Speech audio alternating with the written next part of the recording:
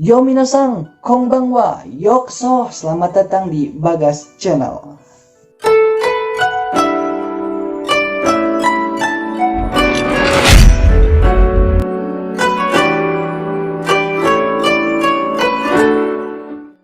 Oke minasan, jadi sekarang kita belajar bahasa Jepang dari dasar, dari nol, dari huruf, pola kalimat, dan sebagainya. Nah sekarang kita belajar hurufnya dulu. Nah minasan, di Jepang itu ada 4 jenis huruf. Ada hiragana, katakana, kanji, dan romaji. Nah huruf hiragana ini melengkung-melengkungkan penulisannya. Nah ini diidentikan dengan penulisan wanita. Huruf hiragana itu dipakai untuk menulis kosakata bahasa Jepang asli atau kata-kata bahasa Jepang asli. Contohnya, ohayo gozaimasu, konnichiwa, konbanwa, dan sebagainya. Nah, sedangkan huruf katakana ini penulisannya tegak ini kan, diidentikan dengan penulisan laki-laki. Huruf katakana ini dipakai untuk menulis kata-kata asing atau bahasa serapan. Contohnya, nama saya Bagas, itu ditulisnya sama katakana. Nah, terus ada bahasa asing, contohnya pisau. Bahasa Inggris knife. Kalau bahasa Jepangnya itu naifu. Nah, itu ditulisnya sama katakana. Terus ada kanji nih. Kanji ini untuk melambangkan konsep atau ide, kata kerja, kata sifat, dan keterangan lainnya. Nah, kanji ini juga diambil dari huruf Cina. Nah, lalu yang terakhir ada romaji. Nih, ini romaji sama kayak di kita A, B, C sampai Z gitu. Tetapi cara pembacanya beda, harus pakai bahasa Inggris A, B, C, D, dan seterusnya gitu. Nah, fungsi romaji ini untuk memudahkan orang Jepang orang asing yang datang ke Jepang gitu. Oke minasan, setelah mendengarkan penjelasan tadi, kita sekarang belajar huruf hiragana dulu. Hajime masyo. Nah, minasan, di Jepang juga sama ada huruf vokal A, I, U, E, O. Dan di Jepang juga ada cara penulisan hurufnya. Contohnya seperti A ini. Cara menulis A itu ada dari kiri ke kanan, garis dulu, dan dari atas ke bawah. Lalu yang ketiga dari atas melengkung seperti itu. Nah, berarti ada 3 cara penulisan. Lalu penulisan yang I dari atas ke bawah, dan yang kedua dari atas ke bawah juga, cuma nggak sepanjang yang pertama. Nah itu berarti ada 2 penulisan. Penulisan huruf U ada 2 penulisan. Yang pertama dari atas ada curak tuh ya, ada curak. Dan yang kedua itu melengkung, nggak lancip ya, tapi melengkung. Nah, lalu penulisan huruf E itu sama ada curak juga, curak dulu ya di atas. Lalu yang kedua seperti huruf Z, tapi ya bentuknya seperti itu, seperti di gambar. Itu sama ya, ada 2 penulisan, jadi jangan dipotong-potong gitu. Nah, untuk penulisan O itu ada 3 penulisan. Yang pertama dari kiri ke kanan, dan yang kedua dari atas langsung ke bawah dan melengkung. Itu jangan dipotong ya, tetapi 1 penulisan. Lalu yang ketiga itu ada curak. Sebut saja curak ya, karena saya orang Sunda gitu. Enaknya sebut curak gitu. Nah, curaknya sesuai dengan gambar tersebut. Oke minasan, langsung ke huruf K ya. Nah di Jepang itu nggak ada konsonan B, C, D, dan sebagainya. Tetapi di Jepang itu ada kaki kukeko, sashi suseso, tachi suteto, dan sebagainya gitu. Nah di huruf K ini ada 3 penulisan. Yang pertama dari kiri ke kanan dan ke bawah itu melengkung ya, nggak lancip. Terus dari atas ke bawah, dan yang ketiga itu adalah curak. Lalu Ki ada 4 penulisan. Yang pertama dari kiri ke kanan, yang kedua dari kiri ke kanan garisnya, langsung yang ketiga dari atas ke bawah. Nah itu di bawah itu ada sedikit pelepasan penulisan. Nah kalian dari atas ke bawah lepaskan penulisan sedikit sambil ke atasin. Nah terus yang keempat itu ada curak di situ. Contohnya seperti yang digambar. Lalu ada ku itu simple banget ya Mina, cuma ada 1 penulisan dari atas sampai bawah secara lancipnya seperti gambar tersebut. Lalu ada ke ada penulisan dari atas ke bawah dan ada pelepasan penulisan sedikit. Nah, terus dari kiri ke kanan dan dari atas ke bawah, contoh seperti gambar tersebut. Nah yang terakhir ada ko, penulisannya cuma ada 2, dari kiri ke kanan, dan itu ada pelepasan penulisan juga ya. Terus yang kedua dari kiri ke kanan juga dengan bentuk seperti gambar tersebut. Minasang yang masih bingung pelepasan penulisan itu kayak gimana sih? Nah seperti ini contohnya Minasang. Ini kok kan tadi ada pelepasan penulisan. Nah contohnya satu penulisan dari sini lepasin. Nah jadi ada bentuk kayak gini nih. Nah langsung kita ambil dari sini. Jadi jangan sampai kayak gini, jangan sampai kayak gini. Tapi harus kayak gini dilepasin. Contoh lagi, ki. Ki ada pelepasan penulisan. 1, 2, 3. Nah, di sini lepasin penulisan. Nah, jadi ada kayak gini. Gitu minasang. Oke minasang, sekarang kita lanjut ke sa ya. Nah di sa ini ada 3 penulisan. Yang pertama dari kiri ke kanan tapi agak miring ya. Terus dari atas ke bawah agak miring juga. Nah di situ ada pelepasan penulisan. Dan yang ketiga itu ada garis melengkung seperti gambar tersebut.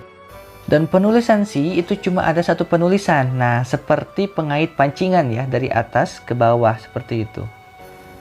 Lalu yang su ini ada 2 penulisan minasang, dari kiri ke kanan tapi itu agak miring ya, terus dari atas ke bawah. Nah itu diputar aja, jangan sampai putus penulisan ya minasang. Nah huruf C itu ada 3 penulisan ya. Yang pertama dari kiri ke kanan tapi agak miring ya, dan tembus dari nomor 2. Nah nomor 2 dari atas ke bawah dengan ada pelepasan penulisan. Dan nomor 3 garis melengkung seperti gambar tersebut. Lalu ada so ini cuma 1 penulisan ya, jangan jadi 2 penulisan gitu. Nah penulisannya itu dari kiri ya seperti Z dan ada melengkung ke bawah seperti gambar tersebut. Oke minasang, kita lanjut ke huruf ta. Nah minasang, di huruf ta itu ada sedikit perbedaan, yaitu bukan ta titu teto tapi ta citu teto. Nah apakah di Jepang itu nggak bisa nulis huruf ti? Bisa, nah nanti kita bahas di video selanjutnya. Oke, jadi huruf ta itu ada 4 penulisan minasang. Yang pertama dari kiri ke kanan dengan agak miring ya garisnya, terus dari atas ke bawah agak miring juga garisnya. Dan yang ketiga keempat seperti gambar tersebut. Oke, seperti yang tadi saya sebutkan bahwa suku kata jajaran ta itu bukan ta titu teto tapi ta citu teto. Nah, ini adalah huruf ci. Huruf C cuma ada 2 penulisan. Yang pertama garis dari kiri ke kanan dan dari atas ke bawah dan ada lengkungan seperti gambar tersebut. Lalu ini adalah huruf su ya, cuma 1 kali penulisan seperti pengait pancingan. Dan ini adalah huruf T, cuma ada 1 penulisan ya minasang, dari kiri ke kanan dan melengkung ke bawah. Jangan sampai ada 2 kali penulisan ya minasang, ingat. Lalu ini adalah huruf to. Penulisan huruf to cuma ada 2 penulisan, dari atas ke samping, dan yang kedua itu ada membuat lengkungan seperti gambar tersebut. Oke minasang, kita lanjut ke suku kata na. Nah huruf na ini ada 4 penulisan. Yang pertama dari kiri ke kanan tapi agak miring ke atas ya minasang. Terus dari atas ke bawah itu agak miring, tetapi jangan terlalu bawah minasang. Dan yang ketiga itu ada corak seperti gambar tersebut. Dan yang keempat itu tarik dari atas dan membuat lengkungan putaran seperti gambar tersebut. Sekarang huruf ni itu ada 3 penulisan ya minasang. Yang pertama dari atas ke bawah dengan ada pelepasan penulisan, dan yang kedua ketiga membuat garis seperti gambar tersebut. Nah ini huruf nu itu ada 2 penulisan minasang. Yang pertama garis miring dari atas ke bawah, dan yang kedua itu garis dari atas ke bawah dan melengkung seperti gambar tersebut. Nah minasang, huruf na ini cuma ada 2 penulisan. Yang pertama dari atas ke bawah, dan yang kedua itu seperti membuat huruf Z namun membuat juga lengkungan seperti gambar tersebut. Nah lengkungan tersebut jangan sampai terlalu lancip minasang. Lalu ada huruf no itu cuma ada 1 penulisan. Nah lengkungannya itu hampir sama kayak huruf nu tadi. Oke minasang, sekarang kita masuk ke suku kata H. Huruf H ini ada 3 kali penulisan. Yang pertama itu dari atas ke bawah dan ada pelepasan penulisan. Yang kedua dari kiri ke kanan, dan yang ketiga dari atas ke bawah dan ada putaran seperti gambar tersebut. Nah ini huruf Hi cuma ada 1 penulisan, melengkung ke bawah. Ngagayot kata bahasa Sundanya mah. Nah ini huruf Fu, kenapa nggak Hu? Nah ini sama karena ada bentuk pengecualian dari suku kata bahasa Jepang gitu. Suku kata hiragana dan katakana itu sama saja. Nah nanti misal kalau kita mau menulis nama Husni itu ditulisnya Fusuni gitu, pakai katakana. Nah Fu ini ada 4 cara penulisan sebagai berikut. Nah kalian juga harus tahu bahwa ada perbedaan penulisan ketikan dan penulisan tangan. Nah kebetulan yang saya ajarkan ini adalah penulisan tangan semua. Nah ini huruf He cuma ada 1 penulisan ya, sama kayak Ku tadi, cuma ini dibalik gitu dan agak panjang ke kanannya. Nah minasang, ini adalah huruf Ho. huruf Ho ada 4 cara penulisan. Yang pertama dari atas ke bawah dan ada pelepasan penulisan. Yang kedua ada garis dari kiri ke kanan. Dan yang ketiga garis kiri ke kanan juga. Dan yang keempat baru dari atas ke bawah dan ada putaran. Oke minasang, sekarang kita masuk ke suku kata ma. Huruf ma ini ada 3 cara penulisan. Yang pertama membuat garis dari kiri ke kanan, dan yang kedua juga membuat garis dari kiri ke kanan, dan yang ketiga dari atas membuat garis ke bawah dan di bawah memutar gitu. Nah, si garis nomor 3 di atas ini harus nembus ke nomor 1 ya minasang. Lalu ada huruf mi. Mi itu ada 2 cara penulisan ya minasang, dari kiri ke kanan sedikit dan ke bawah membuat lengkungan seperti gambar tersebut. Dan yang kedua itu ada garis dari atas ke bawah dan agak miring ya seperti gambar tersebut. Nah, ini huruf mu. Mu itu ada 3 cara penulisan minasang. Yang pertama membuat garis dari kiri ke kanan itu agak miring ke atas ya minasang. Terus yang kedua dari atas ke bawah dan di bawah membuat lingkaran seperti gambar tersebut. Dan yang ketiga ada curak tuh. Curak ya minasang. Nah, ini minasang adalah huruf me. Me itu hampir sama kayak huruf nu tadi dan huruf no tadi. Nah, jadi harus hati-hati ya minasang. Huruf me ini ada 2 cara penulisan. Yang pertama itu dari atas ke bawah itu agak miring ya ke samping. Dan yang kedua itu sama penulisannya kayak huruf nu tadi, cuma nggak ada putarannya. Nah, ini adalah huruf mo minasang. Huruf mo ini ada 3 cara penulisan. Yang pertama itu harus ingat, harus garis dulu dari atas ke bawah seperti pengait pancingan. Dan yang kedua ketiga baru garis dari kiri ke kanan. Nah minasang, sekarang masuk ke suku kata ya. Nah, huruf ya ini mempunyai 3 cara penulisan. Yang pertama dari kiri ke kanan dengan lengkungan tersebut dan membuat curak di atasnya. Dan yang ketiga baru membuat garis dari atas ke bawah secara miring ke samping. Nah, ini adalah huruf yu. Huruf yu itu ada 2 cara penulisan. Yang pertama itu dari atas ke bawah dan membuat setengah lingkaran. Dan yang kedua itu kita membuat garis dari atas ke bawah di tengah-tengahnya. Nah, suku kata ini cuma ada 3, ya, yu, dan yo. Nah, ini adalah huruf yo. Huruf yo ini ada 2 cara penulisan. Yang pertama dari kiri ke kanan membuat garis, tapi garis itu nggak nembus ke nomor 2 ya minasang. Nah, yang kedua itu dari atas ke bawah dan di bawah memutar gitu minasang. Oke minasang, sekarang kita masuk ke suku kata ra. Nah, huruf ra ini ada 2 cara penulisan. Yang pertama itu ada curak dulu di atas, dan yang kedua dari atas ke bawah dan membuat lengkungan seperti gambar tersebut. Nah, ini adalah huruf pri minasang. Huruf pri ada 2 cara penulisan. Yang pertama itu di kiri dari atas ke bawah dan ada pelepasan penulisan. Dan yang kedua itu di kanannya dari atas ke bawah. Nah, itu agak memanjang minasang. Lalu ini adalah huruf ru. Huruf ru itu cuma ada 1 penulisan minasang, kayak angka 3. Cuma di tengah-tengahnya itu agak memanjang dan di bawahnya itu ada yang ngelingkar.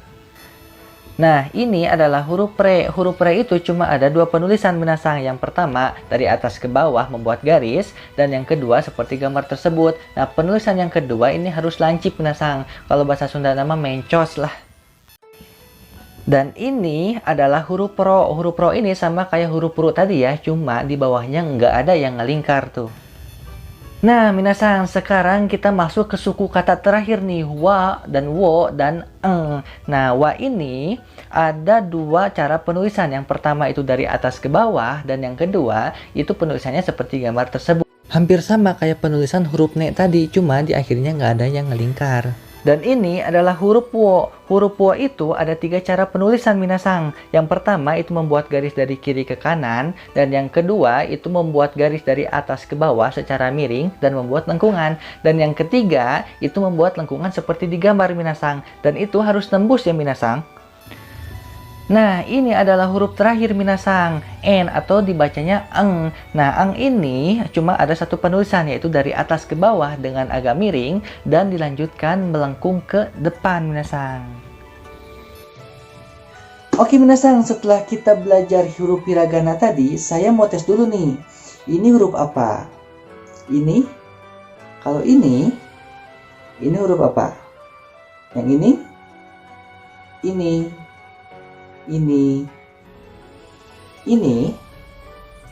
Kalau yang ini?